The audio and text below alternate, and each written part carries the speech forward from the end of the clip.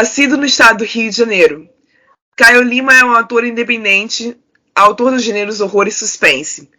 Conhecido por causar questionamentos profundos em seus leitores sobre o lugar que temos na sociedade, sobre o que somos capazes quando tentados pelo instinto assassino, e, além disso, é conhecido por não querer que adultos durmam após lerem suas obras. É isso, gente, eu voltei para entrevistar mais um autor neste quadro. Eu sei que eu andei sumida, mas nada temam, tá? Eu sou a Rai e vocês estão ouvindo Sobre a Escrita. Agora roda a vinheta.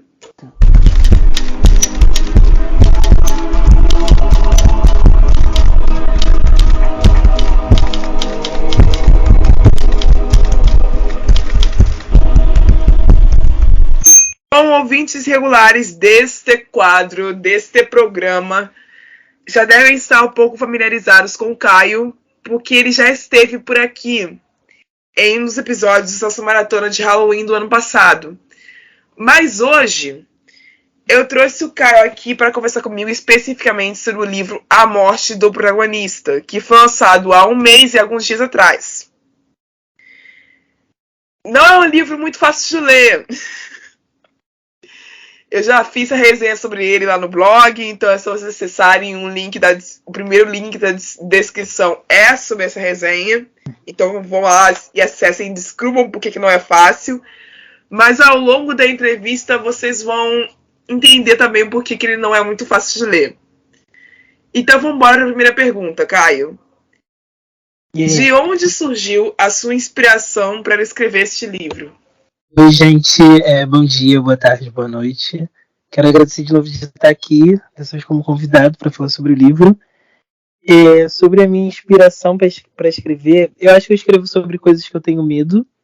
Então, eu tinha muita questão com o mercado editorial do Brasil.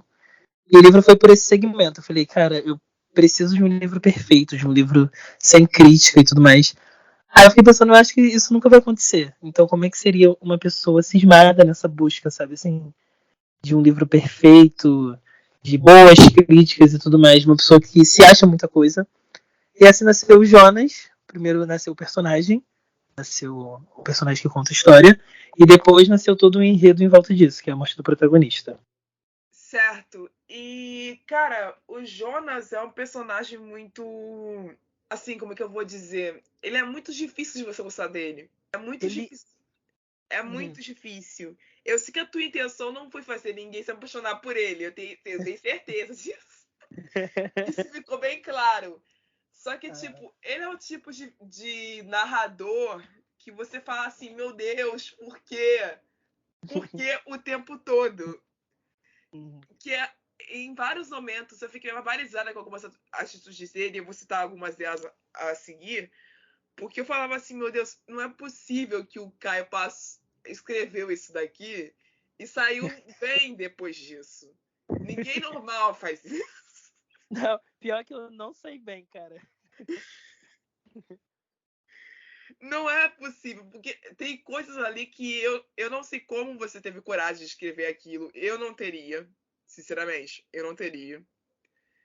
Eu ia fazer, ia ficar me condenando pro resto da vida de ter feito. É a vergonha de alguém ler, né? Tipo, fala, nossa, você pensou isso mesmo? É, cara, porque não é nem questão de pensar, é você executou isso mesmo. Você escreveu esse negócio, leu de novo e falou assim: eu vou deixar assim mesmo. Uhum. Porque o negócio demanda muita coragem. Da onde veio essa coragem? Olha, eu assisto muita coisa assim sangrenta, sabe? Eu acho que desde pequeno, não sei se é errado falar isso, mas desde pequeno eu assistia com minha mãe. Sim, eu assistia CSI, etc, essas coisas de terror. Aquele negócio que passava na Globo, sabe? Corujão, etc. E aí eu fiquei mais familiarizado com essas coisas assim. Não que eu faça, não que pra mim seja normal, tá? Um aviso. Não, cara, assim, eu não posso julgar porque eu tive uma adolescência parecida. Então, eu sou fã de CSI, eu assisti todas as versões, mas a minha favorita continua sendo Las Vegas, mas eu assisti todas as versões. Eu assisti as 16 temporadas de Criminal Minds, então assim, eu não posso julgar ninguém por ter começado a ver coisa sangrenta muito, muito cedo na vida. Eu assisti as 23 temporadas de Law and Order, então é um negócio que eu realmente sou culpada. Só que, indo para esse escopo de coisas violentas que são citadas dentro do livro, em um dos trechos mais interessantes, e sim, essa entrevista tem spoilers, sempre tem. Todos os episódios desse quadro que eu já fiz tem spoilers. Então, vocês, se não quiserem saber, essa é a hora de vocês pararem de ouvir esse negócio aqui agora. Para de assistir, vai lá ler e volta. Vai ler e depois vocês voltam, porque vocês vão ficar sabendo. Não vai ter como eu passar essa entrevista sem perguntar. Em um dos trechos, o narrador diz: li em algum lugar que o que caracteriza um assassino como cruel não é como ele faz seu assassinato. Isso qualquer um pode adotar e começar a fazer, mas sim o que ele faz depois disso. Aí depois dessa frase, o narrador começa a elencar exemplos do que assassinos cruéis fariam. Jantar logo depois com os filhos e a esposa. Exato. Ir dar aulas em uma escola. Ir à igreja celebrar uma missa, etc. A gente viu nessas séries que a gente acabou de citar exemplos claros de assassinos que eram pais. Que agiam normalmente. Exato. Assassinos que eram professores, assassinos que eram médicos, pessoas que foram treinadas para salvar e preservar vidas, que amavam, respeitavam, cuidavam de outras pessoas, e ainda assim, naquela hora da noite, eles se transformavam em algo completamente nefasto. Exato. O Jonas não, né? O Jonas é dia, noite, é quase o tempo todo. É um assassino. Olha, eu tirei esse trecho, posso comentar sobre isso? Pode, claro. Eu tirei esse trecho, eu tava vendo um documentário sobre nazismo, e aí um repórter tinha perguntado por um filho de um nazista, tipo, mas você sabia que seu pai fazia essas coisas e tal? E ele falava, tipo, não, ele era meu pai, tipo, era impossível imaginar que ele fazia essas coisas. A gente não imagina os nossos pais. E eu fiquei pensando nessa dualidade, sabe? De dia ele num campo de concentração, matando um monte de gente, e de noite contando uma história para dormir e tudo mais, vivendo a vida normalmente, sabe? Aí eu falei, cara, eu acho que o assassino o cruel e tudo mais está na forma como ele pode passar um dia matando um monte de gente, vendo coisas horríveis, mas ignorando isso para ter um sangue frio, sabe? Para conseguir manter a vida dele dupla, digamos assim. Aí eu falei, bom, é isso, é exatamente isso que configura o Jonas. Ele consegue matar e depois tá lá num bar, tá lá sei lá, no trabalho dele escrevendo livro, entendeu? Tá namorando, tá transando, como se nada tivesse acontecido. É uma facilidade de desprezar a vida do outrem que chega a ser enebriante. Eu li essa frase e imediatamente eu conectei com o livro A Banalidade do Mal, escrito pela Hannah Arendt. Você já ouviu falar nele? Nossa, sim, desculpa interromper, mas eu usei esse livro como base, cara. Ninguém tinha me perguntado isso, que bizarro. Mas eu usei esse livro. Eu li esse livro há muito tempo atrás e ele ficou gravado na minha cabeça. Eu não tenho esse exemplar dele em casa, infelizmente. Eu peguei emprestado de um amigo da minha mãe para poder ler. E eu sou louca para ter esse exemplar dele em casa. E esse é um livro muito foda, porque ele fala sobre o julgamento de Nuremberg, né? E ele trata de principalmente de um dos generais responsáveis pela solução final dos campos de concentração que o Hitler deu para os judeus, que se resultou logo depois nas covas coletivas que deram nome ao Holocausto. E o general responsável por essas mortes, ele se define como um burocrata, ele se define como um homem que seguia ordens. Ele não se vê como um ser cruel, nefasto, maligno e entre outros objetivos. Ele não se vê assim, ele se vê como um homem que seguia ordens que ele julgava pertinentes, afinal de contas era o trabalho dele fazer aquilo. E é isso, basta. É muito estranho a pessoa nem se perguntar, né, das atitudes dela, sabe? Assim, tipo, nem entrar em contradição algum momento. Talvez ela siga por medo também, nesse caso de nazistas e tudo mais. Mas eu digo dessas pessoas assassinas, assim, serial killer e tudo mais. Não que tenha algum problema mesmo, mas entende? Tipo, matei, tem como seguir minha vida. Eu não sei o que se passa direito, sabe? Cara, é um estudo complicado de se fazer quando você está escrevendo um tipo de personagem que vive esse tipo de situação e não adquire remorso imediato nem a posteriori do que fez. Uhum. O Jonas, a fome dele continuava mesmo após o assassinato. Tanto é que ele fez aquelas atrocidades no pós, que eu não vou citar aqui porque senão é muito spoiler. E eu quero deixar alguma vírgula de mistério para esse povo que vai ouvir essa entrevista desvendar. Mas o que ele faz depois é tão nojento quanto o que ele fez antes. Sim. Se você colocar na equiparação. Não, total. Porque o que ele fez com o corpo do melhor amigo dele, que foi pra mim a cena mais memorável do livro, aquilo ali realmente me deixou acordada a noite inteira, eu não consegui dormir depois que eu li aquilo. De verdade. Eu falei assim, cara, eu não devia ter lido isso essa hora. Eu devia ter deixado pra ler essa merda amanhã. Eu não sei por que eu fui fazer isso hoje. Por que, meu Deus? E aí, a Lívia do Afrocaminhão, sabe?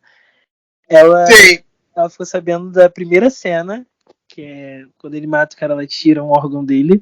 Sim. E, segundo relatos também, eu não sei, eu não estava lá.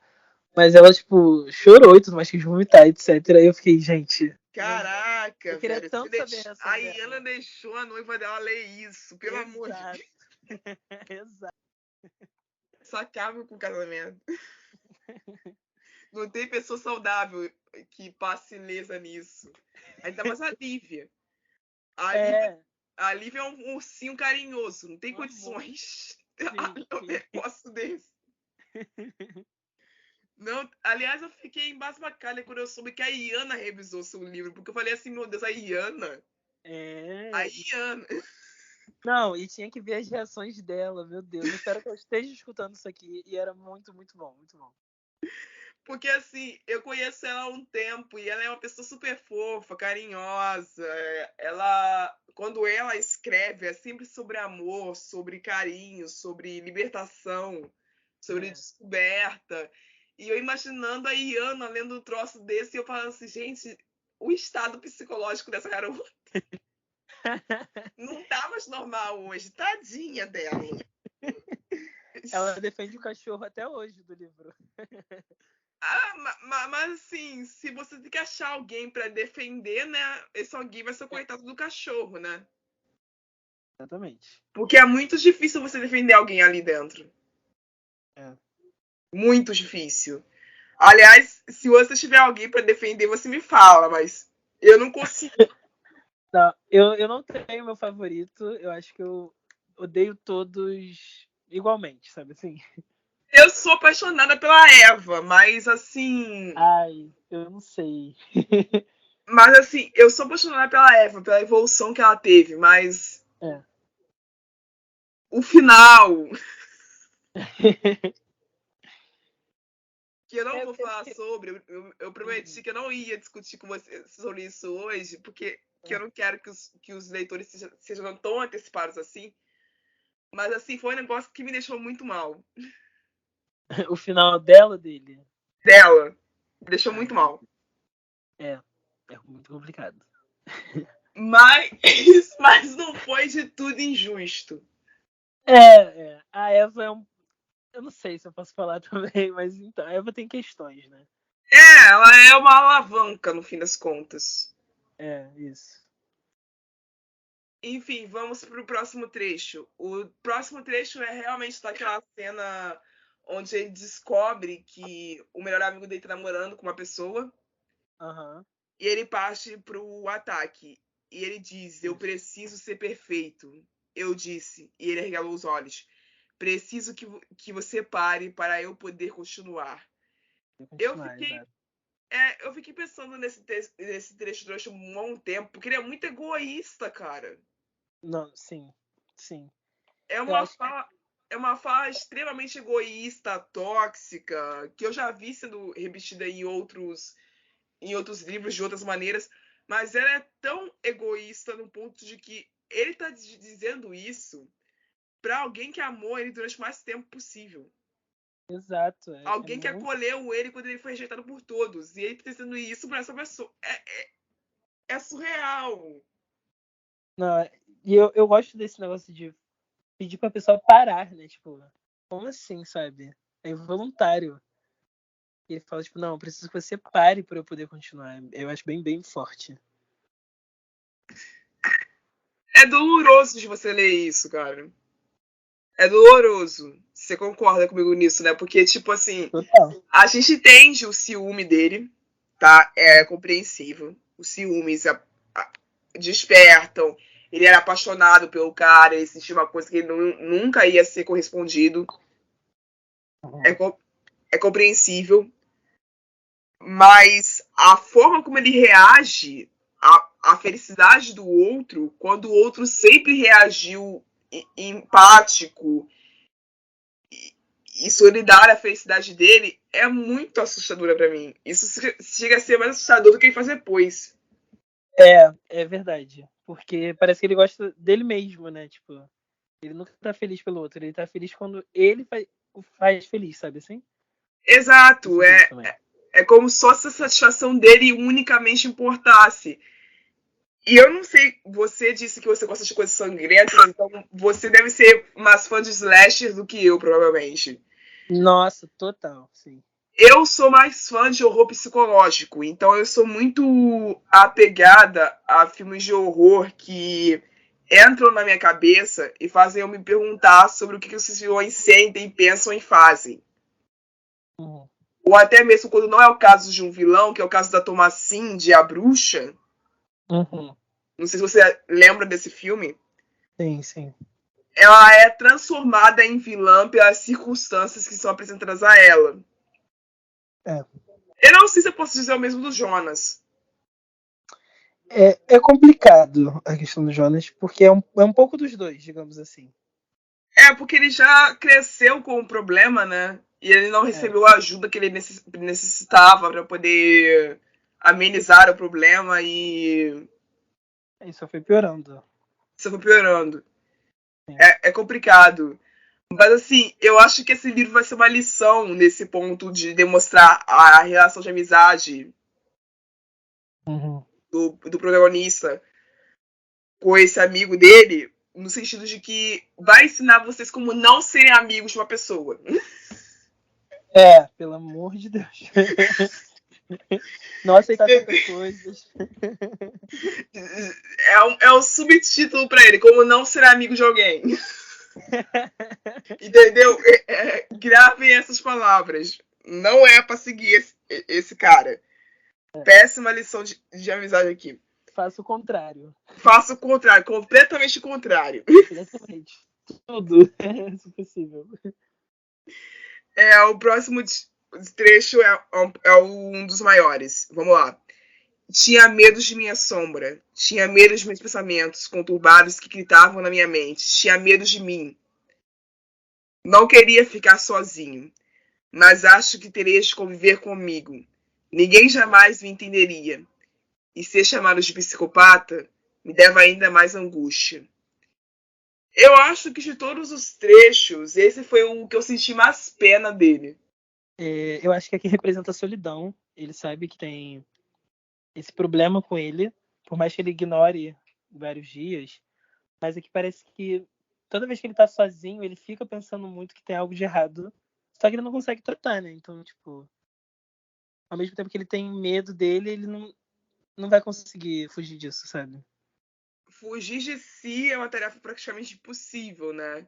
É, Ele exato. não poderia se reprimir, porque ele reprimiu o desejo dele durante muito tempo, tanto é que ele começou matando coisas menores. Aliás, a progressão dos assassinatos do protagonista, como ele começa na infância, vai crescendo até chegar no ápice do livro, é uma Sim. evolução tradicional de um serial killer.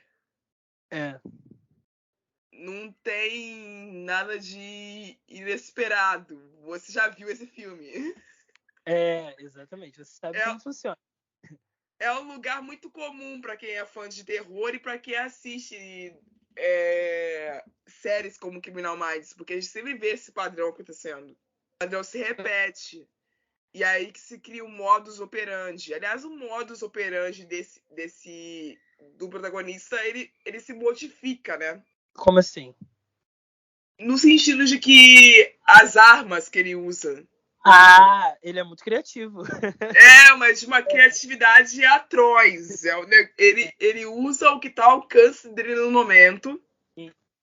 Eu fiquei A pensando sobre vitimologia isso. dele não permanece a mesma. Jamais. Ele tem uma repetição também sabe, de momento, de horário. Ele faz na luz do dia, na luz da noite, sabe? Assim. Exato. E essas inconsistências iria dificultar muito caso um policial fosse investigar para ver se ele era mesmo culpado por todos aqueles acontecimentos. É. Não fosse o caso dele fazer aquele espetáculo no final do livro. Uhum, isso aí. Entendeu? Ia causar Uhum. uma visão muito intriguista da história. É. Ia precisar do time inteiro do Rotner para desvendar esse cara. Ela precisa fazer muita coisa. Eu acho que o Jonas nem se configura como um serial killer, digamos assim, porque por mais que ele tenha matado muita gente, mas eu acho que é do momento, é na hora que ele acha necessário essa pessoa morrer. Tem uma parte do livro que fala sobre isso, e eu quis deixar isso bem explícito, sabe? Porque pode falar do cachorro também? Eu não sei. Pode. A gente já começou a falar do cachorro. A gente tá entregando tudo assim, e vamos. Mas o cachorro, eu acho que ele mata porque ele fica com medo de ser descoberto. Ele não ia matar um cachorro, tipo assim, aleatoriamente e tudo mais. Ele mata inseto para colocar no negócio dele. Então é tudo muito criterioso, digamos assim, na cabeça dele, né? Claro. Não, mas a ideia na maioria das vezes existe um porquê. Tanto é que quando a gente vai ver essas séries de analistas, o que eles ficam constantemente perguntando, e isso ajuda que eles consigam rastrear o assassino no final das contas, é o porquê. Uhum. Sim. O porquê é uma pergunta que se torna constante, porque quando não existe um motivo certo, quando o motivo é o sabor da ação, quando não existe um porquê, quando não existe um motivo claro, isso tende a confundir muito mais quem tá vendo a história do que quando existe um motivo claro para isso. E essa angústia dele por ser rotulado de psicopata é um caso que demonstra a psicofobia existente, né, na nossa sociedade de hoje em dia, porque virou um jargão, essa palavra virou um jargão, as pessoas esqueceram que esse transtorno é muito mais profundo do que parece. Sim, com certeza. Aí a gente pode tentar opinar se isso é culpa da popularização de séries que denominam essas pessoas sem estudar de uma forma mais profunda, só para deixar o rótulo e, e não se importar com tratar o problema, mas sim eliminar a pessoa da sociedade como se fosse um nada.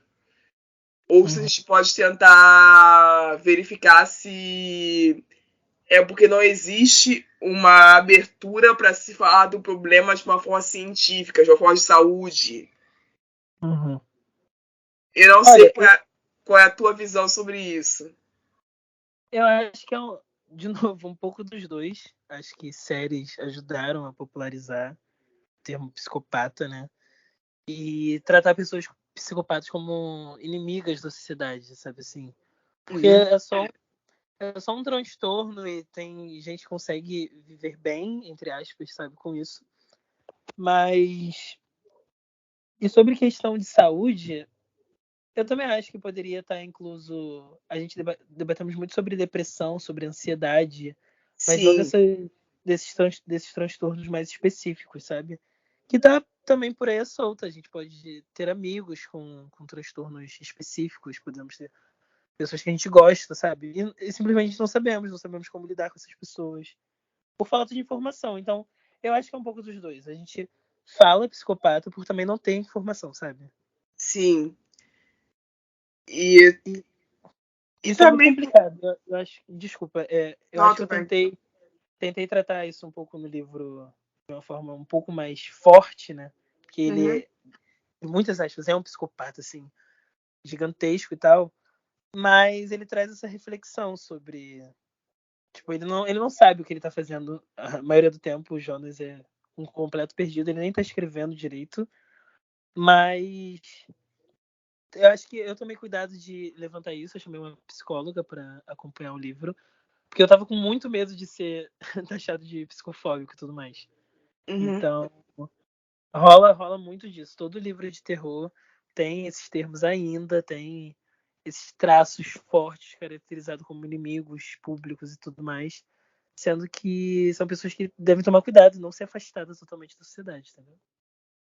E é bom sabe, reconhecer que existem escritores que realmente se importam e valorizar esse lado de saúde pública existente até nos seus personagens que foram feitos para serem odiados de uma certa forma. É.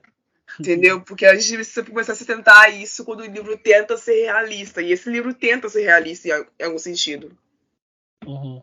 Ele não é completamente fantástico e ilusório. Ele tem seus momentos onde ele consegue ser realista pra caralho. E uma dessas partes onde ele consegue ser realista pra caralho é quando você está abordando a questão do Jonas enquanto homem negro. Uhum. Que é uma coisa que você pensou a mão pra caraca.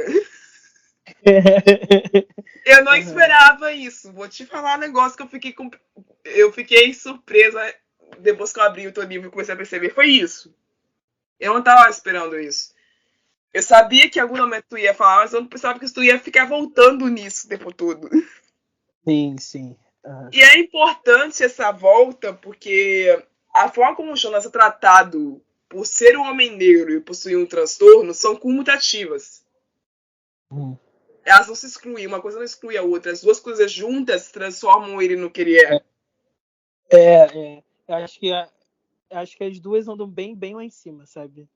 Tipo, ele é visto como psicopata também por ser um homem preto, então é bem, bem pesado. Sim, e a forma como ele é tratado pelo mundo antes mesmo dele começar a matar, meio que inspira isso, Assim, extremamente. eu acho que até essa pressão dele ser perfeito vem do racismo ao mercado que ele está. Nós, como escritores pretos e tudo mais, temos. Se eu lançasse um livro que é famoso agora, talvez ele não faria tanto sucesso quanto um branco lançando, sabe?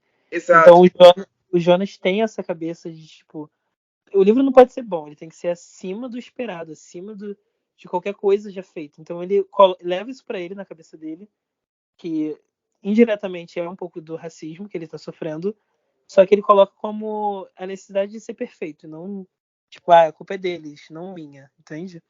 Essa culpabilização também que a gente tem com a gente é muito pesada, de tipo, nossa, eu não consegui fazer isso porque eu sou ruim. Talvez não, talvez é um preconceito das pessoas já lendo um autor preto com uma outra visão, de tipo, ai, tudo fica ruim quando é um autor preto fazendo, sabe assim? E Sei, se fosse um sei. autor branco, ia ser incrível, sabe? É muito estranho. E o trecho, um dos trechos, aliás, onde isso se escancara é a cena onde ele tá saindo do metrô, né, de uma zona pobre para a zona mais rica do Rio de Janeiro. Aliás, a sua ambientação da cidade do Rio de Janeiro é maravilhosa. Obrigado. Me senti muito acolhida por ser carioca e estar lendo isso. Aliás, enfim, voltando para a frase, você vai sofrer preconceito, mas que esteja arrumado. Caso contrário, é pior. É um negócio muito, infelizmente, mas ainda é um negócio muito comum para quem é negro e vive no Rio e tem que se deslocar da Baixada para a Zona Sul, da Zona Norte para a Zona Sul, da Zona Oeste para a Zona Sul, todos os dias, seja para trabalhar, estudar ou para fazer sabe Deus o quê. Nós sempre temos que estar bem vestidos, o máximo que pudermos. Exato. Para que nós consigamos parecer com eles de alguma forma, para que nós sejamos bem tratados por eles. Sim. E por mais que vai acontecer o preconceito, mesmo assim. E às vezes é dos nossos iguais. Total. Porque eu já recebi muita advertência de pessoas pretas que eu encontrava pelo caminho, pela forma como eu estava vestida, porque eu deveria estar mais arrumada, que eu deveria estar mais feminina, que eu deveria estar usando cabelo de certa forma. Então, assim, se eu, como mulher negra, recebo seleção estética, para homens negros deve ser pior ainda. Porque é constantemente visto como bandido e tudo mais. Então, um pouco desarrumado você vai ser confundido com alguma coisa. E você é automaticamente segregado pela forma como você se veste também. Porque não permite que você entre em certos lugares, para que você seja reconhecido, você está apresentado. Tem que estar impecável, né? Que a tua roupa te diz mais do que o teu nome. Sim, isso aí. É basicamente isso. Não, a gente vê isso no tratamento dele com o chefe dele também, né? Uhum. Porque eu sinto até uma pressão no chefe do Jonas, porque não existe, eu acho, entregar um livro em 2 semanas, que eu acho que é o prazo que ele recebe. Uhum. E eu acho que ele vê como, tipo assim, você não faz muita coisa, então acho que vai ser rápido. Coisa que o anterior não teve, coisa que, tipo, ele não daria pra algum artista branco da empresa. Então eu também tomei cuidado de colocar isso, porque é uma pressão de, tipo, já que vocês não fazem nada, vocês vão conseguir entregar algo rápido, assim, e tudo mais. Sabe, é ilógico, tipo, é tudo muito pesado. E eu gostei de você colocado esse trecho aqui, gente, porque, nossa, esse livro é muito pessoal. Essa frase quem falou foi minha avó. Então, tipo, eu falei, não, eu tenho que colocar isso no livro, porque o livro fala sobre racismo. E um dia ela falou isso pra mim, porque eu tava sendo desarrumado de casa. Eu tava sendo desarrumado sem identidade, coisa que não existe para pessoas pretas. Realmente não existe. É impossível. Aí ela me chamou, era, tipo, bem adolescente ainda, e ela falou isso. Eu falei, nossa, essa frase me impactou muito, e eu levei, tipo, pra vida. E é um negócio que eu ouço aqui em casa também, mas reformulado em outras palavras, eu ouço muito aqui em casa isso. Eu faço faculdade hoje em dia na Zona Norte, mas a minha faculdade fica numa parte da cidade, que é o centro do Rio de Janeiro. A grande maioria dos estudantes lá são brancos. Imensa maioria. Nossa. E é a faculdade privada. Eu sou bolsista. Meu Deus,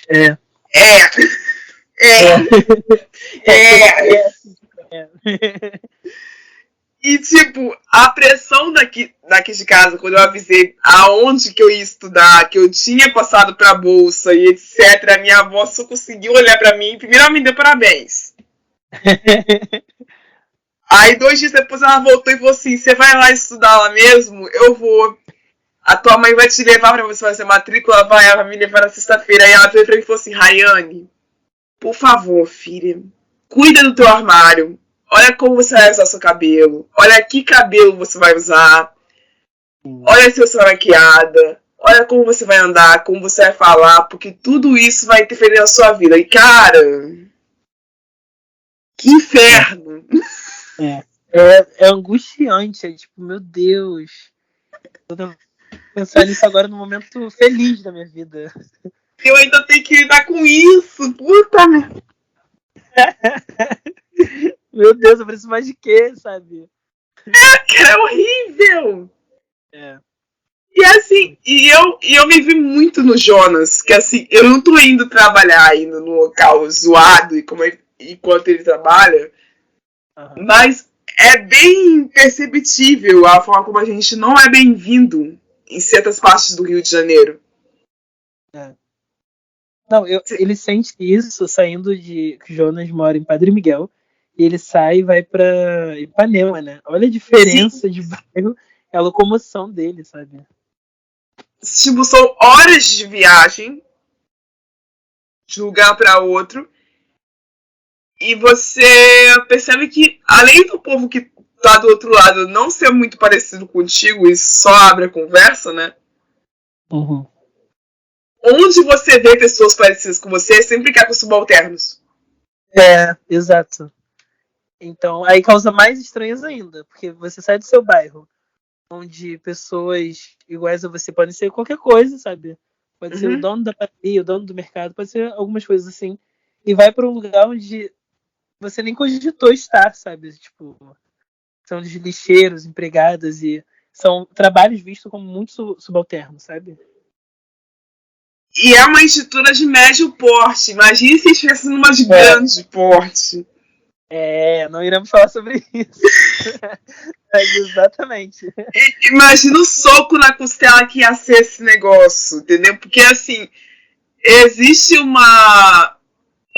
amparo que eles. Isso eu não vou ser censurada por falar, porque tu sabe que isso é verdade, eu sei que isso é verdade, todo mundo sabe que isso é verdade.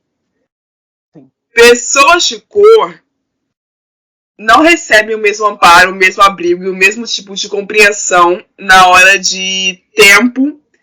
pesquisa e produção de Já livro para ser é. publicado. Jamais. Jamais. A É não ser tipo, que a editora seja composta por pessoas como nós, a gente não é. recebe isso. É zero.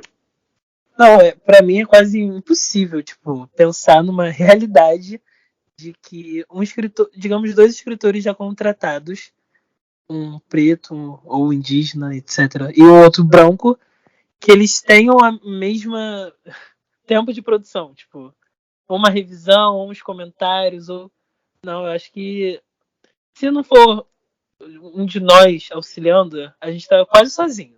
Eu pelo menos vejo assim.